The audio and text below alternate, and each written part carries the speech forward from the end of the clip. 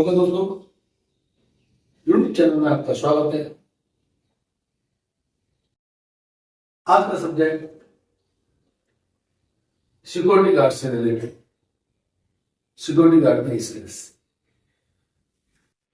अभी हम बात करेंगे एक परफेक्ट सिक्योरिटी गार्ड में क्या क्या स्किल का होना जरूरी है, और अगर ये 14 पॉइंट, ये 14 स्किल्स अगर एक सिक्योरिटी गार्ड के अंदर है तो कहीं भी हो, किसी भी एनवायरमेंट में, किसी भी इंडस्ट्री में, किसी भी स्कूल, कॉलेज, यूनिवर्सिटी में एक अपना परफेक्ट रेस्पेक्टिव वर्क कर सकता है। इसी को लेके चलेंगे। सबसे पहले ऑनेस्टी। एक सिक्योरिटी गार्ड को सबसे पहले ऑनेस्ट होना जरूरी है। ऑनेस्टी की बात हम क्यों कर रहे हैं? कई जगह लोग सिक्योरिटी गार्ड्स को कमजोर समझ के, मजबूर समझ के, उनको लालच देके उनको खरीदना चाहते हैं या खरीद सकते हैं। तो एक सिक्योरिटी गार्ड को ऑनेस्ट होना चाहिए, तभी वो अपनी परफेक्ट ड्यूटी कर सकता है, तभी चोरियां, थ्रेट्स, जो भी अनवांटेड इवेंट्स हैं उनको रोक सकता है। अगर वो अपनी ईमानदारी से हट जाएगा तो इवेंट्स और बढ़ जाएंगे। बात करें अलर्टनेस, ऑलवेज गार्ड अलर्ट होना चाहिए। अलर्टनेस से मतलब है जहां भी वो काम कर रहा है, जिस भी प्लेस पे, जिस भी स्टेशन में, जिस भी जगह पर उसकी ड्यूटी है, वहां पे अलर्ट रहना बहुत जरूरी है। उसको उसके दायरे में कितनी ड्यूटी आती है, उसका दायरा कितना है, उसकी सिक्योरिटी पोस्ट की रेस्पॉन्सिबिलिटीज क्या है, वो परफेक्ट उसको पता होना चाहिए और उसके उस एरिया में हर समय अलर्ट रहेगा। तो वहां से कोई भी अनवांटेड इवेंट्स होने का खतरा नहीं रहता है। पर करंट प्रोएक्टिव, प्रोएक्टिव शब्द है, आप समझ सकते हैं। प्रोएक्टिव का मतलब है कि किसी भी चीज को एनालिसिस करके पहले दिमाग में रखें कि ये घटना ना बजे। जैसे कि उदाहरण के लिए, कोई भी जगह पे कहीं कोई रास्ता रुका हुआ है तो उसको ये दिमाग में आना चाहिए भाई ये रास्ता खुलवाना है, क्योंकि कोई भी इमरजेंसी होने से यहाँ से लोग कैसे निकलेंगे, इंसिडेंट, एक्सीडेंट और ज्यादा बढ़ जाएंगे। यानी कि होने वाली घटना के बारे में पहले एनालिसिस करके, ऑब्जर्व करके उस चीज को पहले ही क्लियर करना। ये नहीं है घटना होने का इंतजार करना, घटना हो जाए तो फिर शो ऑफ करना। बोले पहले से अगर आपको लगता है, एक सिक्योरिटी गार्ड को लगता है कि कुछ गलत होने वाला है, उसको पहले से ही ठीक करे, जिससे कि वो घटना दुर्घटना में ना बदल जाए। फिजिकल फिटनेस मोस्ट इंपोर्टेंट एक सिक्योरिटी गार्ड को, क्योंकि इसका भी डिफेंस वर्क है। फिजिकल फिटनेस का होना जरूरी है। उनकी आई साइट, उनका मेंटली स्ट्रक्चर, उनकी मेंटली स्थिति और उनका फिजिकल फिटनेस, ये सारी चीजों का परफेक्ट होना क्यों जरूरी है? देखिए, एक सिक्योरिटी गार्ड है, अगर वो अच्छे से अपने एरिया को देख सकता है, दैट इज परफेक्ट। उसका दिमाग की हालत परफेक्ट होना चाहिए। ये नहीं है कि कई लोग हैं सोचते कुछ है, करते कुछ है, दिमाग घर में है और वहां पर ड्यूटी में कर रहा है। तो मगर भी कोई ऐसा समस्या से ग्रसित गार्ड नहीं होना चाहिए। उसका हमें बीच बीच में सिक्योरिटी अफसर और सुपरवाइजर को ऑब्जर्वेशन में रखना चाहिए। अगर हमें ऐसा लगता है कि कोई फिजिकल फिटनेस, किसी भी तरह की प्रॉब्लम से कोई गार्ड जूझ रहा है, तो उसको दूर करने की कोशिश करें और उसकी हेल्प करें, तभी वो आपको एक अच्छे सबॉर्डिनेट, अच्छे साथी, अच्छे जूनियर की तरह ड्यूटी देता रहेगा। कम्युनिकेशन से सिक्योरिटी गार्ड का पब्लिक ड्यूटी है, जैसे पुलिस फोर्स की पब्लिक ड्यूटी है, सिक्योरिटी गार्ड की भी अपनी इंडस्ट्रीज के लिए, अपने दायरे के लिए, जहां भी वो वर्क है, जहां भी उसकी सिक्योरिटी पोस्ट है, उस इलाके के लिए मैन है।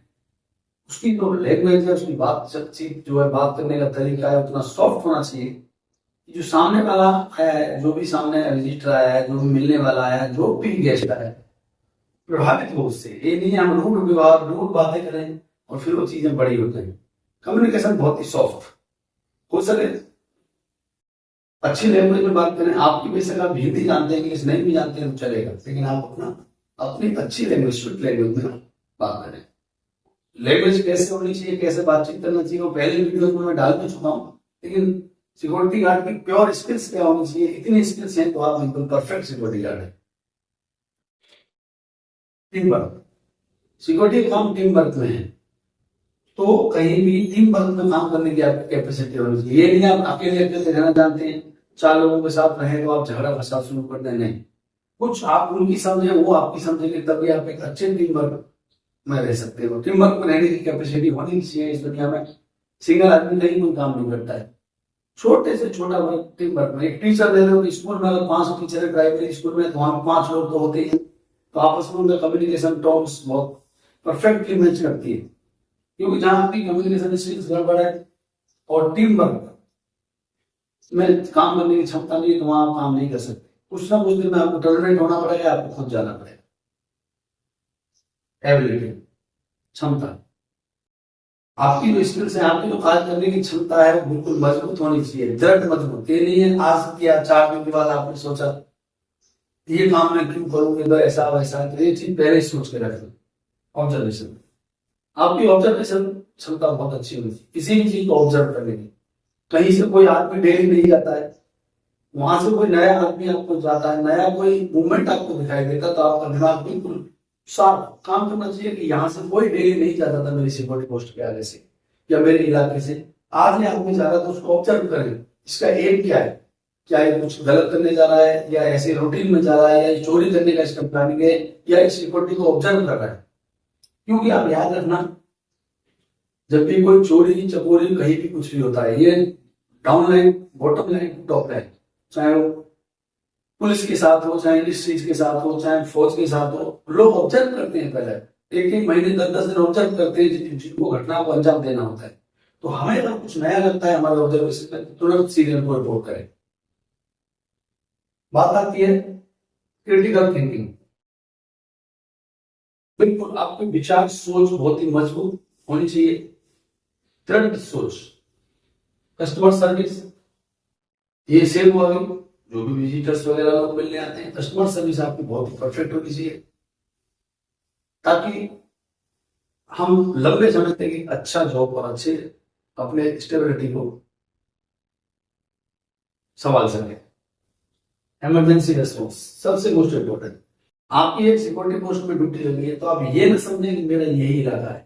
अगर आपकी जहां तक नजर जाती है, आपके इंडस्ट्रीज में कहीं आग लगती है, कहीं आपको धुआं निकलता हुआ दिखता है, कुछ गलत दिखता है, तो आप तुरंत अपने security seniors, manager, security officers, हो सके तो इमरजेंसी नंबर अगर आपकी सिक्योरिटी पोस्ट में है तो आप फायर सेफ्टी को भी कॉल कर सकते हैं। अगर आपको बिल्कुल ये कंफर्म है नहीं भाई कहीं आग लग गई है, तो आप सभी लोगों को कंफर्म कर सकते हैं। अगर आप अनकंफर्म है तो आप अपने इंचार्ज को कॉल करें, ताकि वो उसको एनालिसिस करके सिक्योरिटी सेफ्टी के साथ करें।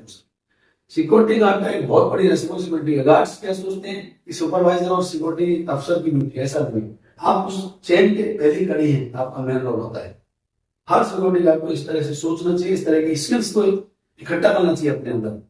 वही गार्ड ऊपर तक जाते हैं, सिक्योरिटी अफसर तक बनते हैं, सिक्योरिटी मैनेजर तक बनते हैं। एथिकल कंडक्ट, आपका बहुत ही परफेक्ट एथिकल कंडक्ट होना चाहिए। किसी के साथ बातचीत, सभी चीजें आपकी परफेक्ट होनी चाहिए। किसी को आपकी बात से दुख और प्रॉब्लम नहीं होना चाहिए। टेक्निकल, आजकल पहला समय नहीं है, जैसे डिफेंस में पहले एक छोटी सी बंदूक के साथ लड़ाई होती थी, आज कितने हथियार आ चुके हैं, कितने आर्म्स आ चुके हैं। ऐसे ही सिक्योरिटी लाइन में टेक्निकल स्किल का होना क्यों जरूरी है कि हमारे पास इलेक्ट्रॉनिक्स गैजेट्स बहुत आ चुके हैं। एक्सेस से लेके चेकिंग करने के बाद आपका बैग चेक, आपको खुद की चेक, सब इलेक्ट्रॉनिक गैजेट्स हैं। उनके बारे में एक गार्ड को परफेक्ट जानकारी होनी चाहिए, ताकि अगर उसकी ड्यूटी लगे उस जगह पर तो उसको अच्छे से इस्तेमाल कर सके और सीख यूज कर सके।